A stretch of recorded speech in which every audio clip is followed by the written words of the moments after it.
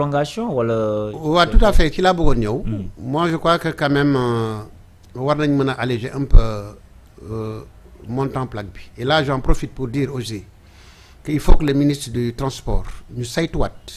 même les plaques pour les véhicules parce que tey boo xoolee je ne sais pas maintenant mais avant en tout cas c'était une société française lañ ko joxoon. donc il fallait débourser 40 000 pour ñaari plaque oto. loolu c'est mooy plaque oto yu bees yi donc mais yooyu c'est pas effectif monsieur Sène. non je crois que je crois janvier 2024 bii la ñu waxoon ou je ne sais pas 2025 la ñu waxoon ne normalement ñëpp war a changer mais ba léegi gars yi changé guñu. mais li ma ci bëgg a wax rek mooy il faut que autorité saytu ko et je lance un appel aux autorités. que on ne peut pas comprendre quand même qu'une société étrangère puisse non seulement ñu octroyer ko le marché mu koy defar mais 40 000 c'est exorbitant pour 2 plaques. et au même titre également pour les jakartaman je crois que état bi na jéem a allégé pour leur permettre en tout cas d'être d'abord en règle et maintenant le reste va suivre mais bu fekkee ne déjà les mesures en termes de pécuniaires sont un peu contraignantes mën na également indi ay réticences mën na également jafe pour ñenn ñi bon loolu dama koy wax au passage mais li ma bëgg a wax juste mooy la durée c'est-à-dire le délai de mon point de vue est trop court parce que quand même boo xoolee déjà même ñi nga xam ne dañu yore ay Jakarta bon on me dit qu'ils n'ont pas de pièce d'identité je me pose la question comment ils ont fait pour acheter leur moto parce que de mon point de vue boo jënd moto il faut benn acte de vente. Okay. Et cet acte de vente là nécessite que les deux parties fournissent chacune une pièce d'identité. Tout à fait. Une photocopie de sa pièce d'identité donc je me demande comment ces gens-là ont fait pour acheter leur moto loolu c'est un grand problème qu'il faut régler également. Mais li ma gëm daal mooy quelle que soit la mesure bu ñu war a jël l'idéal voudrait quand même qu'on puisse faire un diagnostic.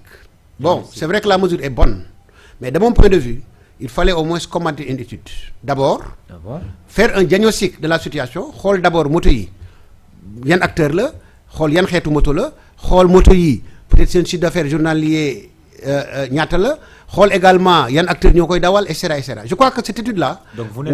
non, je suis d'accord pour la mesure, mais je dis en amont, est-ce que c'est fait ou pas? Si c'est pas fait, de mon point de vue dàqul ne damay dàq mesure bi mais de mon point de vue sama xalaatu bopp mooy tey gouvernement bi lépp lu mu jóg di def li ci jëkk d'abord moo ñuy saytu ko parce que n'oubliez pas qu'aujourd'hui on a hérité d'un pays ba nga xam ne nii pratiquement dañ ko yàq à tous les niveaux donc pour man démarche bi nga xam ne moom la ñu war a mener dans tous les secteurs ça doit être une démarche inclusive mooy lépp looy def d'abord waxtaan ak acteurs yi boole ci acteurs yi identifier d'abord tout ce qui est problème pour pouvoir apporter des solutions mais gëmuma man en tout cas de prendre des mesures comme ça à la hâte même bu fekkee ne la mesure est bonne je le dis encore je le répète même si la mesure est bonne man li ma gëm mooy pour prendre une mesure surtout une mesure structurelle parce que tey li ma gëm mooy gouvernement bi nga xam ne mooy gouvernement bees bi muy le président Bassirou Diomaye Diakhar Faye et le premier ministre Ousmane Sonko et l'ensemble en tout cas des ministres toute mesure bu ñu war a jël aujourd'hui pour joyanti réew mi dañ ko war a def de manière structurelle parce que li ñuy wax daan gis Sénégal mooy un président qui est là avec ses ministres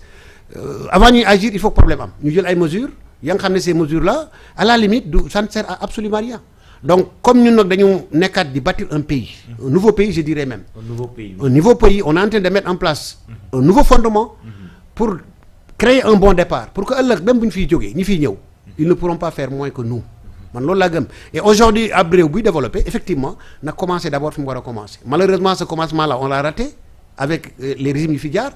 comme nag yàlla nattu nañu je dirais même nattu ba réew mi tegu suñu loxo ci situation bi il va falloir maintenant ñu tey en tout cas dem ci approche bi ñu utiliser par rapport à tous les secteurs ñu mën ci dem vraiment ndànk-ndànk mais également bala ñu cee dugg d'abord ñu def une étude pour xool exactement lan la laaj ak lan moo fa nekk d'abord l'état des lieux avant ñuy mën a agir. waaw mais l'état des lieux je pense amoon na parce que y avait un conseil des ministres bu amoon tenu le 6 août 2024 boobu noonu ci la idée yi jógee après ñuy dawal ñu am li nga xamante ni moom mooy états généraux des transports Jakarta yi ñu ngi fa woon Diamniadio la amoon président Diomaye ne muy foon El Malick étant ministre des transports moo fa nekkoon. C'est ça. tey est-ce que wala da nga wax ni il faut que ñu def ay état des lieux ci Jakarta ya xam recenser ñaata Jakarta mooy fi am ak yeneen. pour moi en fait c'est vrai tous ces événements là jaar nañ fi mais li ma gëm mooy loolu c'est une approche globale. Et quand on parle de transport, c'est un secteur extrêmement complexe. C'est pas uniquement les Jakartaman. C'est complexe. Aujourd'hui, il y a les 7 places qui sont là, qu'il faut enlever complètement du circuit. Il y a les Ndiagandiaï toujours à Dakar. Il y a les charrettes. Tout ça, c'est des moyens de transport. Donc pour moi, le transport ne se limite pas uniquement aux véhicules de transport en commun, ni des autres maillons du secteur. Mais pour moi, le transport, c'est un grand secteur qui est très complexe. Et je ne pense pas aujourd'hui qu'en organisant des états généraux, en tout cas de cette façon, que je salue, mais pour moi, au-delà vraiment de ces rencontres-là, il fallait étudier sous-secteur par sous-secteur. C'est-à-dire les Jakartaman ñoo xool exactement ces motos-là, lan mooy seen impact, mais également auto yi charrette yi parce que tey boo xoolee Dakar en pleine ville tu vois des charrettes chargées de briques ay ñuy wër ci biir capitale bi. Et loolu je crois que aussi war nañ ci waxtaan. moo tax ma ne approche bi nekkul lu ñu war a yàkkamti. mais dañ ko war a d'abord waxtaanee avec tous les acteurs. Et di ci dem de manière graduelle. bu ko defee pour chaque secteur dañ mën a trouver les solutions qu'il faut en partant effectivement des difficultés parce que aujourd'hui les Jakartaman problème yi nga xam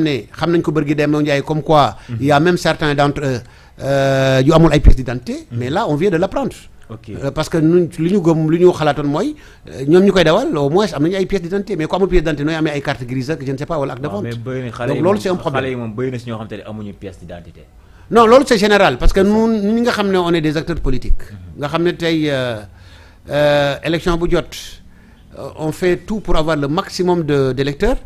mais on s'est rendu compte que effectivement Sénégal il faut aussi ñu def ci ay jéego. Heureusement que le ministre am na annonce yu mu ci def parce que li ma gëm mooy wartuñu xaar sax ba nit ki dem di demander ay pièces d'identité mais juste après la déclaration de naissance xale bi bu amee âge bi tax mu war a am carte d'identité mais automatiquement dañu ko war a basculer dans le fichier mu am sa pièce d'identité mais également mu xam son lieu de vote. Donc, mais li ñu doon def nii pour man c'est un pilotage à vue et loolu moo ñu indil tous ces problèmes là tey boo demee dans le monde rural mais il y a beaucoup de gens ay mag ñi nga xam ne tey ay kilifa lañu mais ils n'ont même pas waxuma la sax pièce mais amuñu extrait de naissance et loolu ça pose un problème. Donc je crois que état bi il faut que mu jóg ko liggéey ci bon ñu ngi ciy liggéey parce que nous aujourd'hui dans nos localités on est en train de recenser toutes les personnes qui n'ont pas de pièce d'identité mais également même ceux qui n'ont pas des extraits de naissance. Et même ñi nga xam ne aujourd'hui seen pièce d'identité ils avaient mis non votant derrière loolu lépp ay tappale la woon parce que li ma gëm mooy mënoo nit jox carte d'identité ne ko non votant ba pare ñëwaat encore di ko joxaat beneen carte ba nga xam ne tu ne changes que ça à coup de milliards donc loolu yàq la. Donc de mon point de vue loolu aussi ñoom kilifa yi dañ ko joyanti.